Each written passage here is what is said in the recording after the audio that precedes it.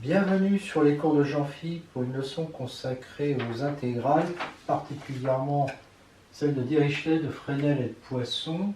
Et on va commencer par le lemme de Lebesgue et la règle d'Abel qui vont nous servir.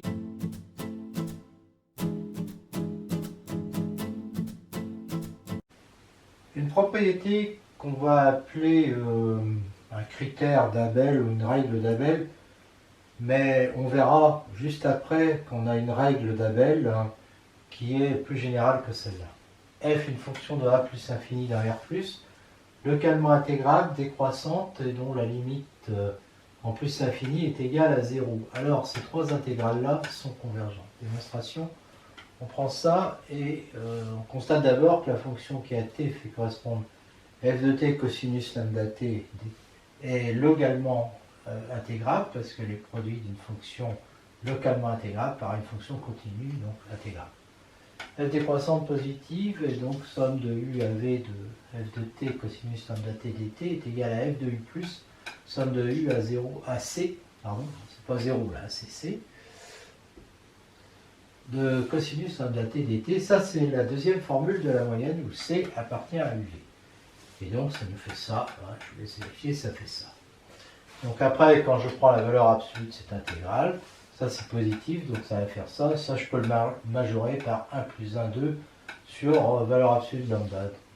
La limite de f de t en plus infini est égale à 0, donc quel que soit epsilon positif, il existera tel que t supérieur à A implique que f de t est inférieur à epsilon, et comme f est décroissante, pour u supérieur à A, f de u plus est inférieur ou égal à f de u, parce que u plus il est plus grand que u, donc voilà pourquoi on a ça, et donc inférieur à epsilon, et donc ça va être inférieur à epsilon fois 2 sur module de lambda.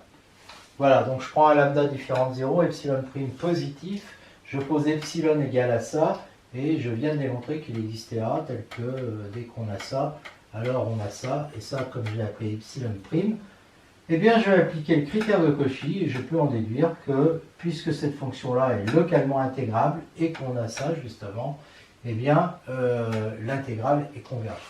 Alors, de même, en remplaçant cosinus par sinus, on obtient que celle-là est convergente, et puis on obtient donc que celle-là est convergente aussi, puisque ça, c'est la partie réelle, puis ça, c'est la partie imaginaire.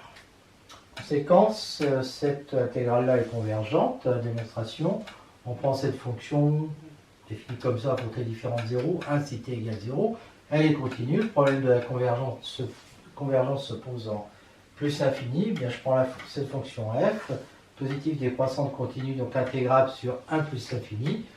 Sa limite, c'est 0 en plus infini. Et donc, d'après ce que je viens de démontrer, somme de 1 plus infini de f de t multiplié par sinus t, là je prends lambda égale 1, d'accord, voilà, et bien ça c'est convergent, d'accord, et comme il n'y avait pas de problème entre 0 et 1, j'en déduis que ça c'est convergent aussi.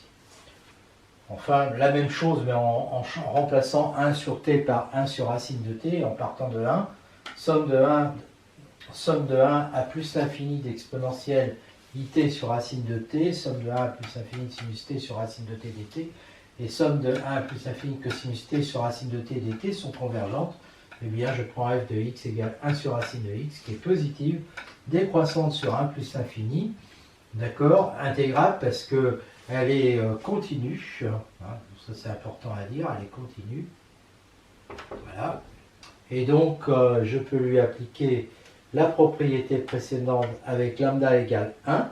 Donc si je prends ça, ça fait exponentialité fois f de t dt. Hein, c'est exponentielle de i à t. Donc toutes ces trois intégrales sont convergentes. La règle d'Abel, a inférieur à b, qui appartient à r ou qui est égal à plus l'infini, f une fonction de ab vers r+, décroissant, de limite 0 en b, g une fonction de AB vers k égale r ou c localement intégrable, telle que valeur absolue de l'intégrale, donc somme de ax de g de t dt, majorée par un m positif, quel que soit x appartenant à AB. Alors, cette intégrale-là est convergente. On le démontre d'abord dans le cas où la fonction va de AB vers R. Donc sa limite est égale à 0, donc quel que soit epsilon positif, il existera, tel que pour ça, alors A compris comme ça, tel que si x est entre A et B, alors f de x est inférieur à epsilon sur 2m. F décroissante, donc f a des limites à droite en tout x appartenant à B et est localement intégrable sur AB. Si A est inférieur à U, inférieur à V, inférieur à B, on applique la deuxième formule de la moyenne, et alors ça c'est égal à ça, multiplié par somme de U à C. Alors C c'est un certain élément entre U et V.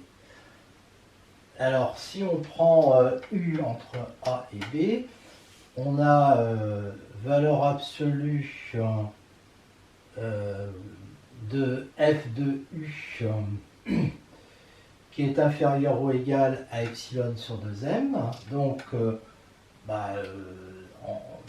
de U plus qui est inférieur, parce que f est décroissante, donc f de U plus qui est inférieur à f de U va être inférieur ou égal à epsilon sur 2m. Et valeur absolue de somme de U à C de G de T dt, c'est égal à ça. Et donc, inégalité triangulaire à ça. Et donc à ça. Donc maintenant, ça, c'est égal à ça. Ça, c'est inférieur ou égal à epsilon sur 2m. Et ça, inférieur ou égal à 2m. Donc, et ça marche quel que soit UV, tel que l'on met ça. Donc, quel que soit epsilon positif, il existera, tel que quand on a ça et ça, alors on met ça. Donc d'après le critère de Cauchy, cette intégrale est convergente. Deuxième cas, donc la fonction arrive dans C, G est égal à U plus IV, U égale partie réelle de F, V égale partie imaginaire de F, AB dans R, toutes les deux sont de AB dans R, toutes les deux, elles sont localement intégrales puisque F est localement intégrable, et d'autre part, somme de AX de U de T dt, c'est la partie réelle de somme de AX de G dt. Et donc, en valeur absolue, ça va être inférieur ou égal au module de l'autre. Quand on a Z égale A plus ID, la valeur absolue de A est inférieure ou égale au module de Z. Donc on a ça qui est inférieur ou égal à M, parce que c'est dans les hypothèses. Donc ça, c'est majoré par M, et de même, ça, c'est majoré par M. D'après la partie 1, ça, parce que f est décroissante et tend vers 0 et que u et v sont les intégrales sont majorées, eh bien on sait qu'alors on a ces deux intégrales qui sont convergentes. Bon, f fois u c'est partie réelle de f fois g. F fois v c'est partie imaginaire de f fois g. Ces deux-là sont intégrables et donc f fois g va être intégrable sur AB. Donc somme de AB de f de t, g de t dt est convergente. dt est convergente. Bon. Et ce qu'on ne dit pas, mais c'est évident aussi, c'est qu'en plus, elle est égale à somme de AB de f de u, f de t, pardon, u de t dt, plus i somme de AB de f de t, v de t dt.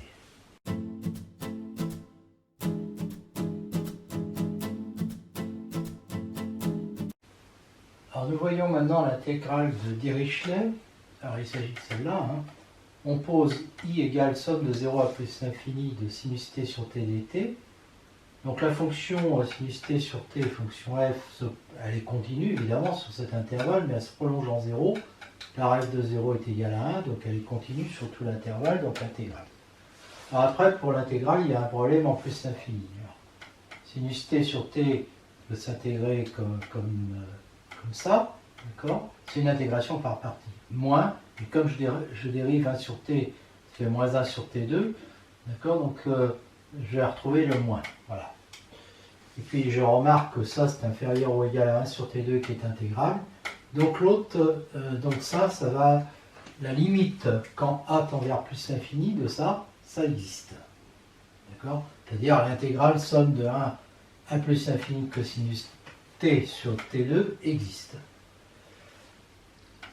Par ailleurs, alors il faut s'assurer quand même que ça aussi, ça a une limite. Ça, c'est égal à ça, plus cosinus 1 sur 1.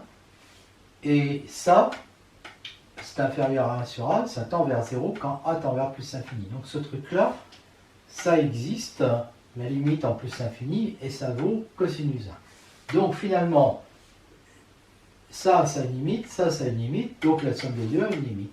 Voilà. Et donc, cette intégrale va être entre 1 et plus infini et convergente, et donc grand I est une intégrale convergente. Donc soit IN maintenant, cette intégrale, et JN celle-là, elles sont convergentes aussi, parce qu'au voisinage de 0, ça c'est équivalent à 2n plus 1t sur t pour n fixé, donc ça fait 2n plus 1, donc on peut la prolonger par continuité. Et puis pour l'autre, donc ça c'est continu, d'accord?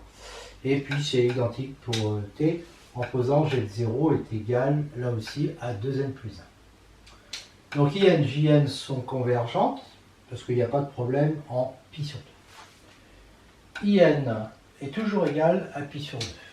Alors c'est vrai pour I0, parce que c'est évident, et on suppose le résultat vrai à l'ordre n, on calcule ça, on utilise sinus A moins sinus B égale ça, et donc ça nous fait 2 cosinus, le A plus B sur 2, ça nous fait 4n plus 4 sur 2, 2n plus 2, et le sinus A moins B, ça nous fait 2n moins 2n, ça s'en va, 3t moins t, ça fait 2t, sur 2, ça fait sinus t. Et donc les deux sinus s'en vont, et il ne reste plus que ça, à intégrer entre 0 et pi sur 2. Alors, là je me suis trompé, là les deux sinus s'en vont, et ce qui reste ici, c'est un crochet. Alors, ça, c'est-à-dire là, j'ai pris les primitives de ça, d'accord? Donc, c'est bien ça. Alors, en pi sur 2, ça fait 0, hein, parce que c'est sinus de npi plus pi, donc c'est 0, pi en 0, c'est 0. Donc, in plus 1 est toujours égal à in, et donc, comme j'avais supposé, in est égal à pi sur 2, ça fait in plus 1 est égal à pi sur 2, par récurrence, on obtient que in est toujours égal à pi sur 2. Jn moins in maintenant. C'est la somme de 0 à pi sur 2 de sinus 2n plus 1 de t, facteur de 1 sur sinus t moins 1 sur t, que j'appelle g de t. Au voisinage, alors c'est continu sur 0, pi sur 0 ouvert, pi sur 2 fermé, mais au voisinage de 0, g de t, qui est égal à ça moins ça, va être égal à ça sur ça. Et je vois que c'est équivalent à t sur 6. En supposant g de 0 est égal à 0, puisque ça tend vers 0, g est continu sur 0 pi sur 2. Et là, le lemme de Lebesgue me dit que la limite de g de t sinus nt entre 0 et pi sur 2, quand n tend vers plus l'infini, est égale à 0. Donc ici, la limite de somme de 0 à pi sur 2 de sinus 2n plus 1 t, g de t dt est égale à 0. Voilà. Limite de jn moins in est égale à 0, mais limite de in, on a vu, est égale à pi sur 2. Donc par addition, la limite de jn quand n tend vers plus l'infini est égale à pi sur 2. Fin de la démonstration pour l'intégrale de Dirichlet. On a ça et on fait le changement de variable. Donc jn va être égal à ça. Et comme on sait que cette intégrale est convergente, la limite de jn quand n tend vers plus l'infini est égale à ça, que j'appelle grand I. Mais jn est toujours égal à pi sur 2, quel que soit n. Donc ça va être égal à pi sur 2. Intégrale de Freinet. Donc il faut démontrer ces résultats-là. Et on considère cette fonction-là qui est continue. On prend a supérieur à 1, somme de 1 à a d'exponentialité 2 dt, on fait le changement de variable x égale t2, et on trouve ça. Mais on a vu que cette intégrale-là était convergente. Donc je l'appelle i, cette intégrale-là. La limite, quand a tend vers plus l'infini de ça, c'est égal à i. Donc la limite de ça va être égale à i sur 2 parce qu'il y a un 1,5 qui traîne. D'accord? Et donc ça veut dire que cette intégrale-là est convergente. Bon, comme il n'y avait pas de problème entre 0 et 1, ça veut dire que celle-là est convergente. Alors alors maintenant il faut calculer f. Alors, pour calculer f, on va introduire cette fonction-là, qui est continue. Et le module de f de tu c'est égal, je sépare en deux exponentielles, module de la première, fois la deuxième qui vaut 1, sur ça, qui vaut ça. Donc, ça fait ça, et donc ça, c'est inférieur à 1 sur racine de U4 plus 1.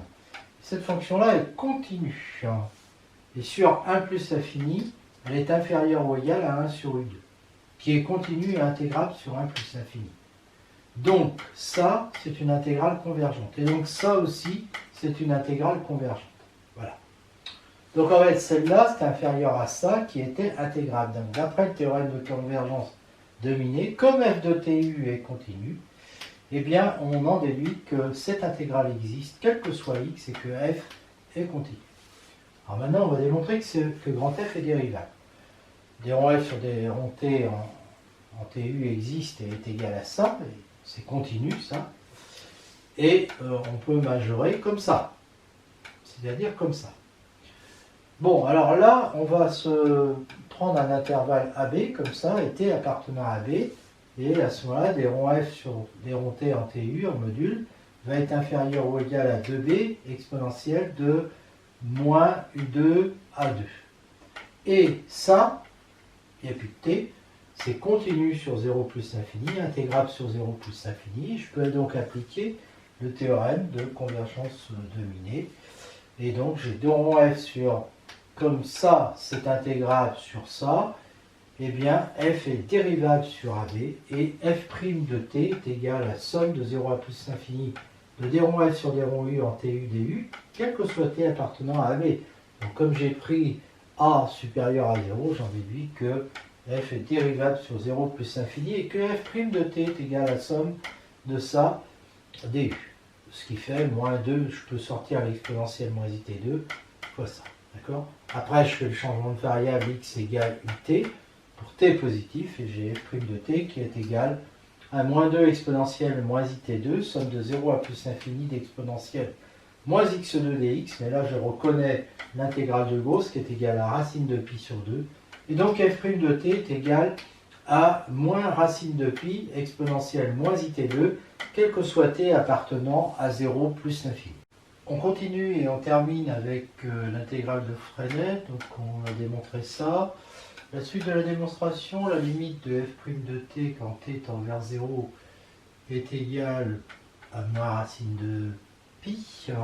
Donc ça veut dire que, puisque f était dérivable sur 0 plus l'infini, qui a une limite en 0, f est dérivable en 0 et quand f' de 0 est égal à moins racine de pi. Donc ça veut dire que f est de classe C1 sur 0 plus l'infini. Limite de f' de t donc, est égale à ça, donc dérivable et ça. Donc f' est continu, je l'ai dit, et f de x moins f de 0, du coup, va être égal à la somme de 0 à x de f' de t dt. fx de moins f de 0, c'est égal à moins racine de pi, somme d'exponentielle moins it2, alors somme de 0 à x d'exponentielle moins it2 dt. Je l'appelle 1, celle-là, je vais l'utiliser après. Quand f de 0, c'est quand je remplace donc t par 0, là-dedans je trouve ça.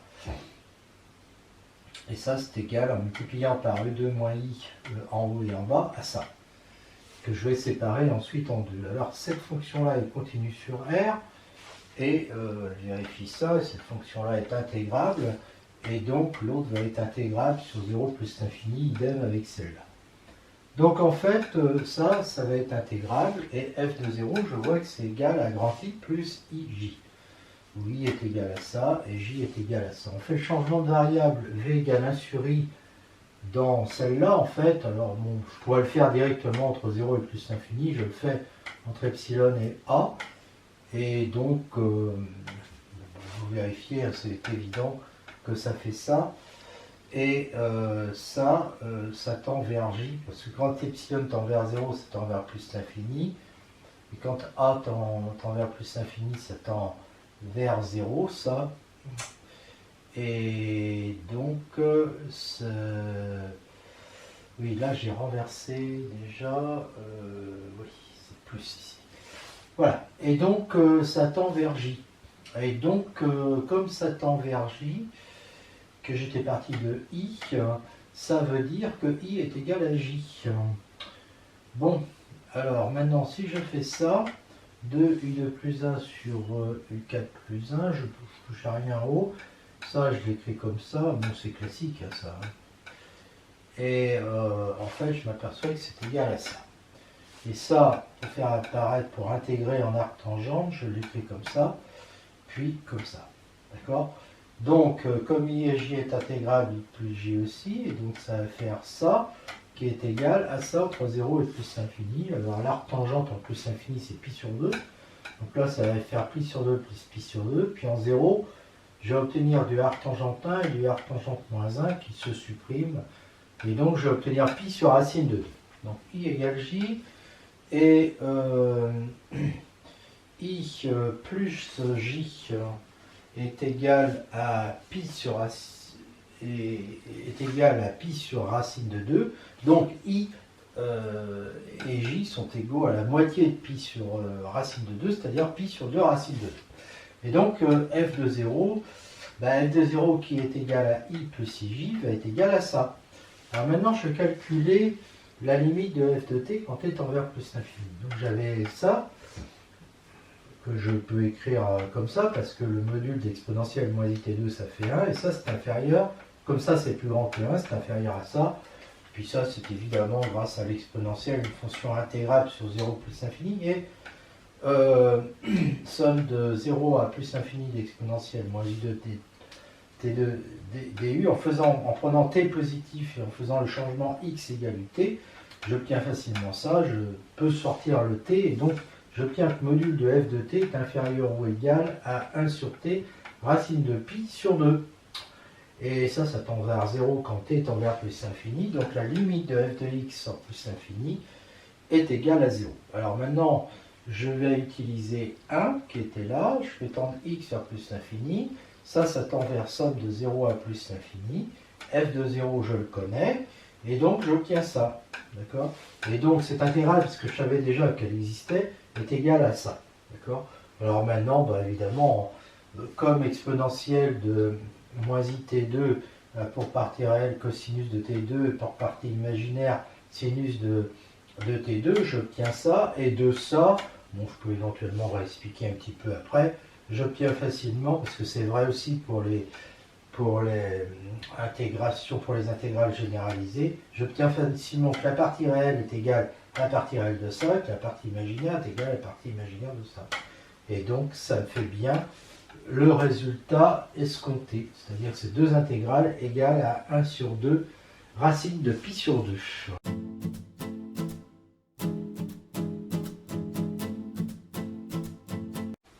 Terminons par l'intégrale de Poisson. Donc f de x égale somme de 0 à pi de ln de x2 moins 2x cosinus t plus 1 que nous voudrions calculer. Alors d'abord, il faut qu'on étudie le domaine d'existence. x2 moins 2x cosinus t plus 1 doit être positif, strictement positif. Alors il peut s'écrire comme ça. Je vais vérifier. Et il est nul, donc il est supérieur ou égal à 0, mais il est nul si les deux sont nuls. Alors sinus t égale 0, entre 0 et pi, ça veut dire que t est égal à 0 ou à pi. Et à ce moment-là, quand t est égal à 0, il faut que x moins cosinus 0, c'est-à-dire x moins 1, soit nul. Donc il faut que x soit égal à 1.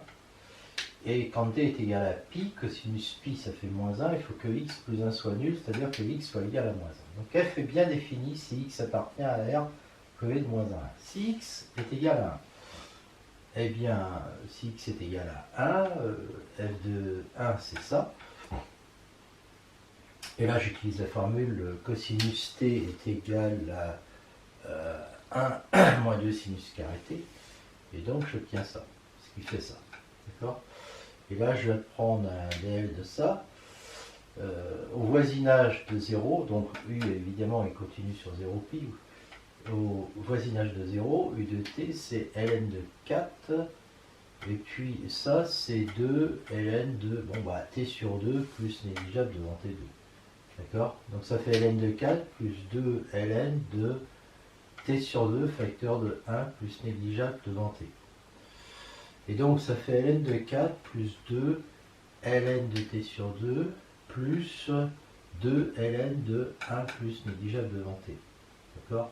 Et ça, ça nous fait négligeable devant t. Donc en fait, je vais trouver, alors, ln de 4 plus 2 ln de t moins 2 ln de 2 qui fait ln de 4. Donc il ne reste plus que 2 ln de t plus négligeable devant t. Donc u de t est équivalent à 2 ln de t, et ln de t, elle est intégrable au voisinage de 0, hein, parce qu'on a la primitive t ln de t moins t, et il n'y a pas de problème en 0. Hein, ça fait pi ln de pi moins pi, et puis là, les deux valent 0. Donc en fait, c'est intégrable, donc f de 1 est bien défini. Et si x égale moins 1, bon, on remarque que f de moins 1, c'est ça, on fait le petit changement de variable u égale pi moins t, et on trouve que c'est pareil que f de 1. Conclusion, f est donc définie sur grand R. Alors, ensuite, pour l'étudier davantage, prouver qu'elle est continue, dérivable, etc., bien, on va passer par des séries entières. Donc, on considère cette fonction-là, dont on remarque qu'elle est continue, et que la dérivée suivant x est égale à ça. Alors, le dénominateur, je peux l'écrire, c'est x moins cosinus t plus i sinus t, vecteur de x moins cosinus t moins i sinus t, donc ça fait ça. Et donc, en fait, d rond f sur d rond x est égal à ça. Que je peux écrire comme ça, et à ce moment-là, comme ça. Donc, ça me fait ça. Alors là, je multiplie par exponentielle, moins exponentialité en haut et en bas, et là par moins exponentielle moins it, pour me avoir un moins quelque chose de petit. Et comme ça, je peux développer en série entière. Et ça marche à chaque fois que x exponentialité en module est inférieur à 1 et que le module d'x exponentielle moins it est inférieur à 1. Mais comme le module d'exponentialité et d'exponentielle moins it sont égaux à 1, et bien ça revient à dire que le module de x est inférieur à 1. Donc j'ai ça à chaque fois que le module de x est inférieur à 1. Et donc j'ai ça, et j'obtiens moins 2, somme de 0 à plus infini de x puissance n cosinus n plus 1t. Voilà, ça c'est la dérivée. Donc si j'intègre maintenant par rapport à x, je vais obtenir ça. Égale moins 2, somme de xn sur n cosinus nt, de 1 à plus l'infini, plus un certain g de t, mais f de 0, c'est ln de 1, ça fait 0, donc g de t est égal à 0. Donc en fait, j'ai f de xt qui est égal à ça, quel que soit t appartenant à 0, pi, et x inférieur à 1. Alors maintenant, si t est égal à 0, si t égale 0, f de x 0, ça nous fait ln de x moins 1. Alors si t est égal à 0, hein, ça fait x moins 1 au carré, donc ça fait 2 ln de 1 moins x, et ça me fait moins 2 somme des xn sur n, c'est-à-dire moins 2 somme de 1 à plus l'infini des xn sur n cosinus de n fois 0. Donc je me retrouve bien avec cette formule-là en fait, pour module de x inférieur à 1. Et si t est égal à pi, ça me fait ça, c'est-à-dire ça. Et donc ça fait moins 2 somme des xn sur n cosinus npi. Et donc je me retrouve encore avec ça. Donc finalement cette formule-là est vraie, quel que soit t appartenant à 0 pi, et quel que soit x tel que module de x est inférieur à 1. On continue sur l'intégrale de Poisson. Pour x fixé en module de x inférieur à 1, c'est-à-dire x entre moins 1 ouvert et plus 1 ouvert, on a vu qu'on avait ça. D'accord? C'est-à-dire cette fonction est une série. Hein, et une série, et donc la somme de cette série, c'est égal à ça. Quel que soit t appartenant à 0. Un, cette fonction-là, fonction un de t, est évidemment continue sur 0 pi. En valeur absolue, elle est inférieure ou égale à 2 valeur absolue de x à la puissance n. Et cette série-là est évidemment convergente parce que x vérifie valeur absolue de x inférieure à 1. Et donc c'est convergent. Alors il manque le premier terme en 0 et donc ça nous fait valeur absolue de x sur 1 moins valeur absolue de x, hein, ce qui est parfaitement légal hein, avec ça. Et continue sur 0 pi, donc intégrale. Et son intégrale, bah, comme ça ne dépend pas de t, ça va être 2 pi valeur absolue de x sur 1 moins valeur absolue de x. Donc j'ai ça, finalement, si je résume, j'ai ça, avec cette fonction g qui est intégrale. Donc d'après le théorème de convergence de Minier, ça c'est toujours des intégrales convergentes. Fx est intégrable et sa somme est égale à la somme de ces intégrales-là. Seulement voilà, cette intégrale-là, elle vaut 0. Et donc la somme vaut 0. Et donc ça veut dire que somme de 0 à pi de fx de t dt est égale à 0. Donc cette intégrale-là qu'on s'est donnée au départ, l'intégrale de Poisson, eh bien elle est nulle quel que soit x appartenant à l'intervalle ouvert moins 1.